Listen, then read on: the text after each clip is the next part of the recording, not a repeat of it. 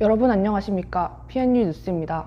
어제 오후 7시쯤 부산 금정구 부산대학교 3층에 있는 실험실에서 폭발 사고가 일어나 사람들이 모두 대피하는 사건이 일어났습니다.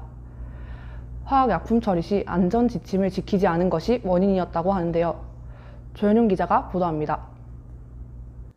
어제 오후 7시경 부산대학교 3층에 있는 실험실에서 폭발 사고가 일어났습니다. 실험을 모두 마친 후 실험을 정리하는 과정에서 분류하여 버려야 할 약품들을 분류하지 않고 하나의 폐기물통에 마구 뒤섞어 버리면서 폭발과 화재로 이어졌습니다.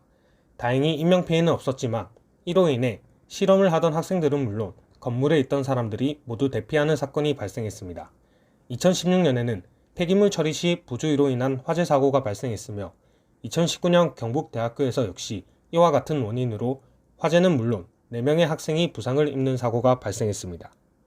또한 부산대학교에서는 2016년 대학원생들이 실험을 하던 도중 화학물질이 콘센트에 흘러들어가 화재가 발생하여 12명이 긴급 대피하는 사고가 발생했습니다.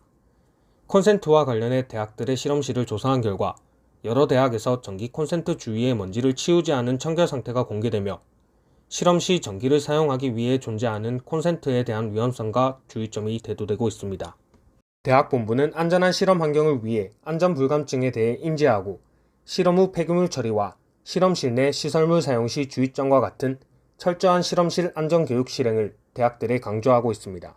PNU 조현용입니다. 다음으로 실험실 안전 수칙을 보도할 김영준 안전캐스터 연결하겠습니다. 안녕하십니까. 오늘 PNU 뉴스의 안전캐스터 김영준입니다. 앞서 소개해드린 사고 사례와 함께 보시는 자료와 같이 전국 각지에서 여러 이유로 실험실 사고가 빈번하게 발생하고 있습니다. 이처럼 잦은 실험실 사고의 원인이 무엇이 있는지 파악해 보았습니다. 가장 많은 이유로 시설관리 미흡, 그 다음은 작업자 부주의, 운반 차량 사고, 기타 순으로 확인되었습니다.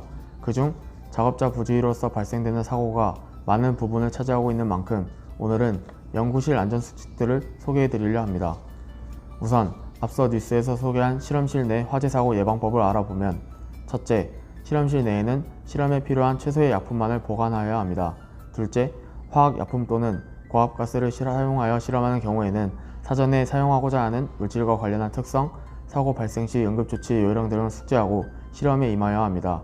셋째, 실험 장비를 가동하고 주변 동료와 장난을 하거나 혹은 실험실을 이탈하거나 실험 중에 자리를 이석하는 일은 하여서는 안됩니다.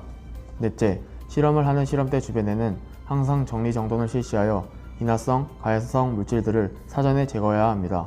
마지막으로 화재 발생의 경우를 생각하여 동료들과 비상탈출 훈련을 실시하고 비상구, 소화기의 위치와 소화기 사용 방법을 익혀놓아야 합니다. 이제 화재 사고와 관련한 수칙뿐만 아니라 연구실에서 기본적으로 지켜야 할 기본 안전수칙에 대해 알아보겠습니다. 첫째, 반드시 실험복을 착용하고 실험에 적절한 보호구를 착용하여야 합니다. 둘째, 전기 안전 및 가스 안전 수칙을 지켜 사고를 대비합니다. 실험실 내에서 사용하는 모든 유해 물질의 MSDS를 비치하고 실험 전 반드시 숙지합니다. 셋째, 실험실은 항상 정돈된 상태를 유지하며 수시로 환기를 시켜야 합니다. 실험 전 작업 공간의 오염을 제거하고 소독, 멸균하여야 합니다.